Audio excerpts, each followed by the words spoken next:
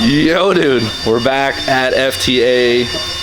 This is gonna be the last time that we're here, and Hector's gonna cry about it because he's gonna miss us. No, right, Hector. That's right. He's not gonna miss us. But look, today's gonna be a sick episode. We have a bunch of stuff going on in this one. The car's finally hitting the dyno. We're gonna make fire and flames and all of that stuff. It's gonna be sick. The harness is essentially wrapped up. So it's all super sick, nasty, beautiful, good wiring.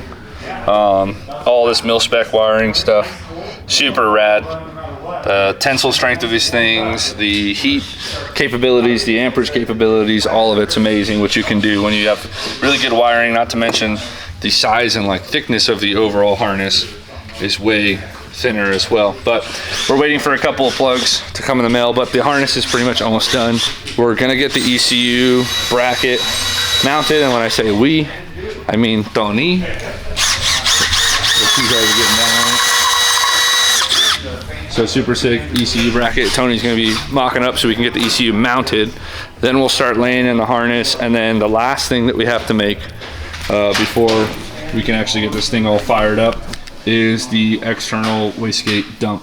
So we gotta get the E-gate to dump fire out of the hood. Right now it's running straight into the master, so it's gonna have to have like a 90 bend all crazy so it can come up out of the hood. I'm excited to see how this harness lays in. You guys watched essentially how they make it, how they find out what they need, and the lengths and everything. So now as we throw it in, we'll see how good it came out and how solid those measurements were. But it should be pretty rad. And then once all that stuff's done, we're getting on the dyno. We're gonna see what kind of power it can make, and Josh is gonna do all the beep boop stuff and shoot fire on the hood and the back. It's gonna be sick. You excited? You excited?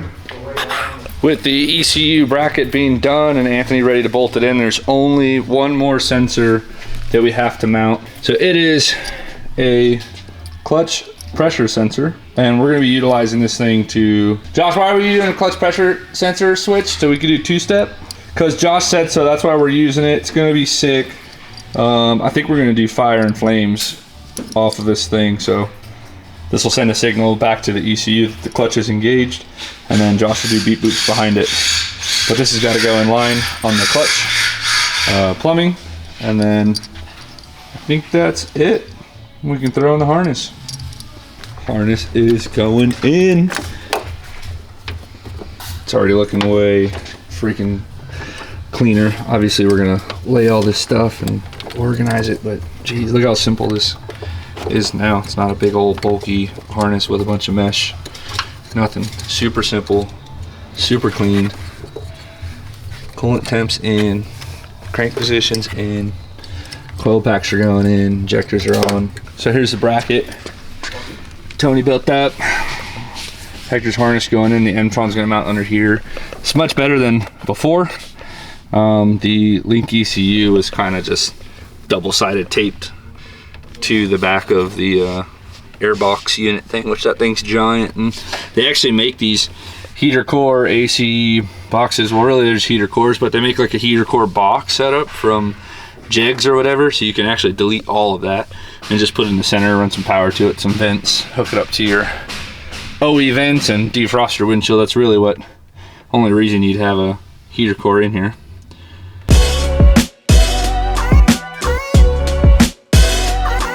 Well, the harness is pretty much in.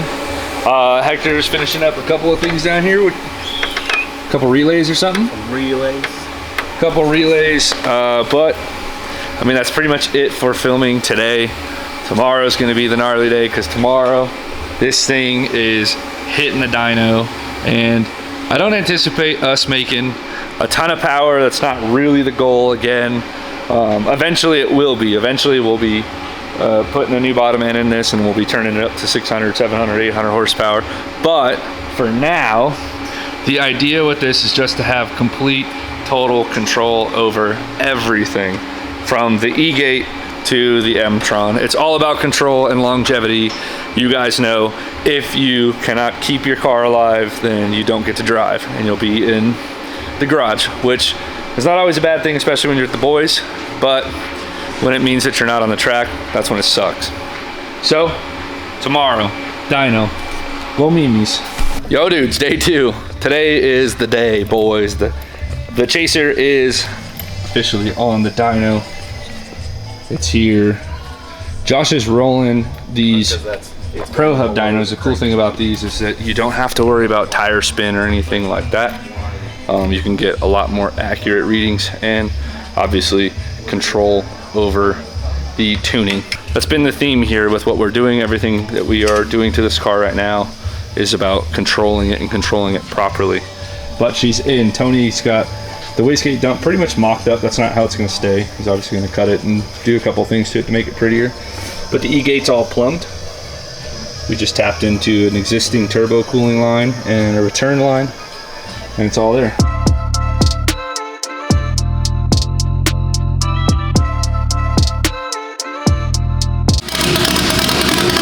So the reason that the car sounds like that is because the Turbo Smart, remember in the resting position, the Turbo Smart E-gate has the flap open. So it's just dumping out all of the exhaust out of the E-gate. The E-gate's not plugged in yet. Josh is gonna do some stuff on the M-tron first, do some beep boops, and then after he does the beep boops on the M-tron, then we'll plug the E-gate in, and then he'll do more beep boops on the M-tron to control the E-gate. Then it won't sound like a tractor anymore. Yo, so it's dark outside. Pretty much thought that we broke something. Turns out we didn't break it and had to travel across the world to go fix it. Thought that there was an issue with the E-gate, but we figured out exactly what it was. So it's all good now and we're back to it. But that is why it's nighttime outside now. So what's the first step in this tuning project? First thing we're gonna do is set up the volumetric side of it so that we can get all the airflow calculation done. And then we'll come back through and run the E-gate at its position so we know the boost levels based on positions, and then we can get to happy with the closed loop boost control. So the base map is now done? Or what would you technically call it? The low boost side of the volumetric table is done. Basically we're done all the way up to like 120 kPa. So now we gotta start working on boost. Hold on, time out. What's kPa? kPa is metric. 100 kPa is 14.7 psi. What people don't realize is metric is based around real things in the universe. Like 0 is freezing, right? 100 is boiling, you know? So, and then on kPa, 100 kPa is 1 atmosphere. Like how much is pushing down on us. Up here, we're less than that. We're only 90 kPa up here because we're higher elevation. Which would be a 10 difference from down low, or 10 kPa. Yeah. 10 kPa from my house. Yes, but like I said, every 100 kPa is only 14 pounds, almost 15 pounds. We need to find a plastic tee. We're teeing in, boys. Things are happening. Things are banging and popping and booming. Heat's being made. Josh is doing the damn thing. So I don't know if I got this on camera, but Josh was saying that the valve closed to about 50% is only making 2 or 3 pounds, which means that the valve flows really freaking well. So the Turbo Smart wastegate is doing wastegate things. Yep, very well. The other thing that we didn't talk about is that the entire boost control system, which I think I talked about in the last video, but now the boost control with the vacuums and all that, gone.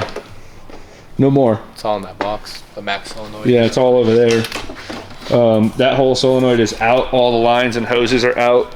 So we got rid of some lines, vacuum lines and a boost controller, but we added 2 coolant lines to the wastegate.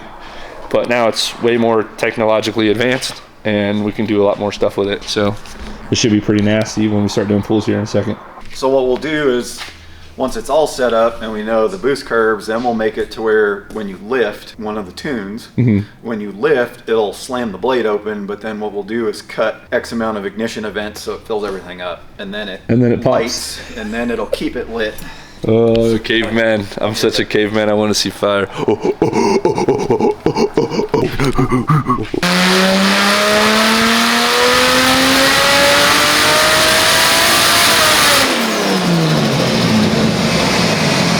That did 332 foot-pounds of torque on 2 PSI? That's horse. That's horse? Yeah. That was 330 on 2 PSI? Well, it's more.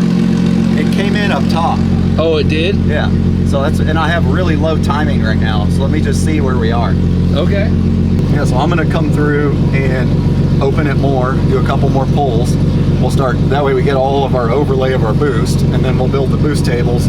and then we'll start putting a little bit of timing to it up top. Hell yeah. But we're not spinning it high yet. Like, we'll probably break 400 horse as is at the hub.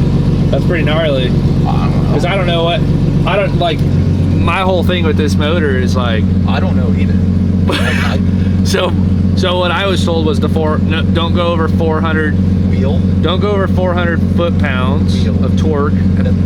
Yeah, otherwise the bottom end doesn't like it. And then my understanding is don't go, it can do 25 PSI, but that we should keep it around 23, 21. I was gonna keep it around 20. Yeah, Total. I mean, it's already making that much power and we're not even, I haven't put, like I said, I haven't put timing to it yet. we haven't touched it. No, this is, we just got base fueling, so you can see. Yeah. This was our pull right here. Purple is my aim, green is my actual.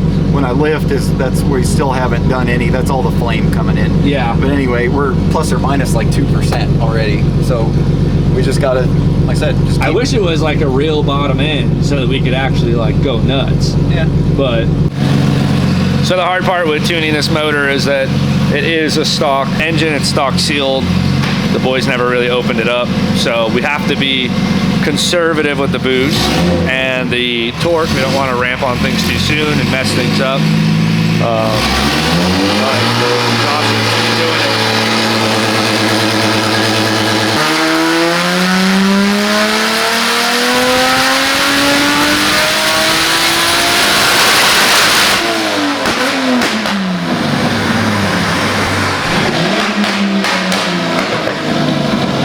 That was sick. Dude, I'm telling you, I'm just a caveman. I just want to see fire. That's all I want to see. So if you couldn't hear what Josh was saying in the car, what he's talking about is that the turbo is outflowing the gate, meaning that the gate is, even with it 75% open, the car is still creating boost, meaning that the housing of the wastegate is still technically a restriction. And so we're trying to find out what the base PSI is before he starts to close the gate.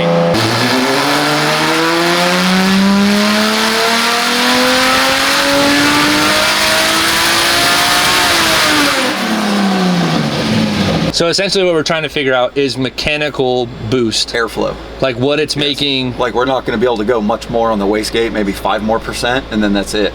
And that'll be all we're ever gonna wanna use for now. Right. And that'll give us our 20-pound total, which is what we wanna look for. That's the safe spot because of the motor being stock. Yep. So what's cool about turbos, we can make up the difference in barometric, where you can't really do that in a blower application because you're only spinning as fast as the crank is spinning it. So with a turbo, as you go, what we can do is set a total target is what we do, which means that your total target stays the same no matter where you are barometrically.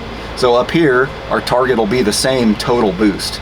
So up here, we'll be making a little bit more boost, but your total effective pressure is the same because I see. Because of the barometric pressure difference. So it's still only making 20 pounds. Yeah, total. And then when we go down the hill, total is 20. Yeah, so it'll actually remove some to make it 20. So all right, so I'm gonna go up another 5% and see where we are for total. So right now he's going to shut the gate 5% more. Oh, nice. Meaning that we were at originally 75, then we went to 70, and now he's gonna drop it down to 65.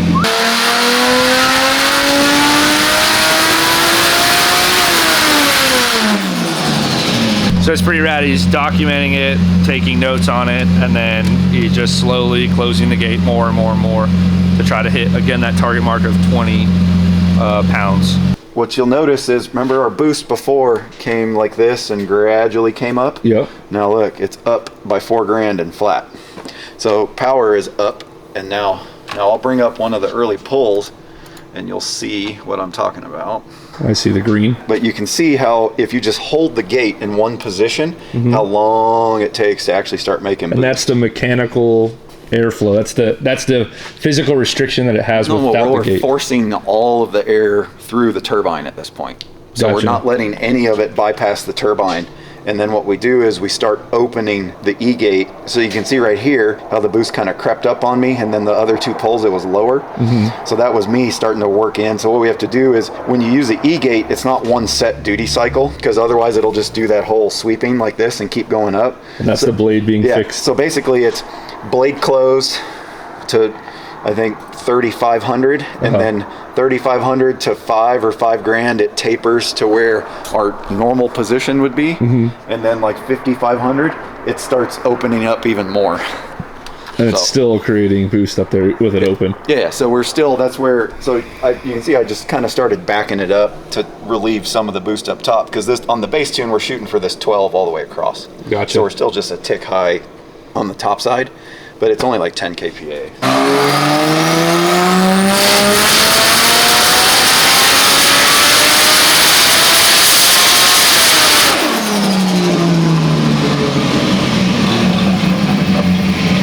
So they messed with the cam timing. This is the two new runs, and it didn't like the timing at all. So we're going back to the original runs where we were.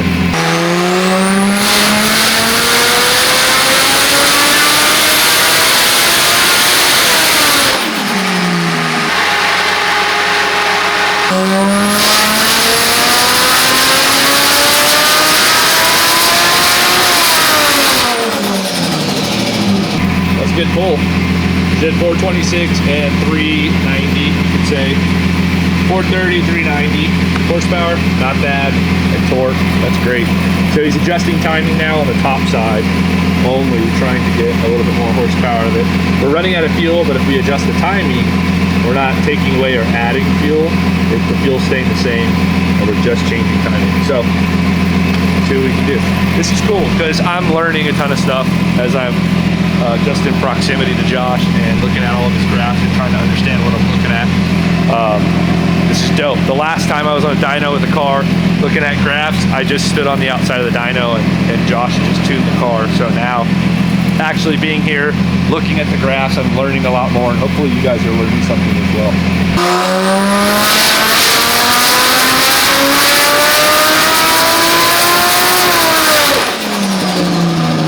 These guys? So there she is, 487 horsepower, which is not the highest amount of horsepower, but it's 487 at the freaking hub, which is gonna mean it's 487 essentially wheel horsepower. You'll hear me saying that. 490, whatever, it makes 490 horsepower at the wheel. It's gonna be plenty. The biggest problem that we're running into again is the fuel pump. We're running out of fuel, so we could get more aggressive with the timing, but it really just doesn't help us very much. So it's making great power for where we are. Remember, sealed 1JZ, hasn't been opened, doesn't have anything done to the bottom end, nothing touched. On top of that, I'm not sure exactly what fuel pump's in it. So with what we have, I'm pretty freaking stoked.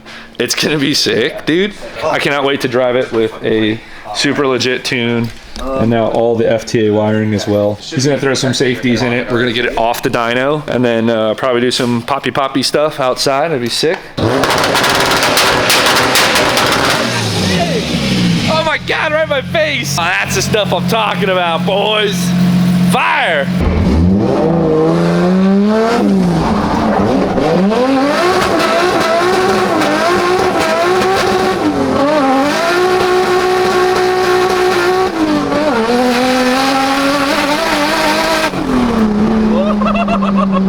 Yeah, that feels way faster. Oh yeah. Oh my God, that's not even the high boost. There's 2 more settings above that. 18 and 20, but 20's not really 20 sketch. there yet.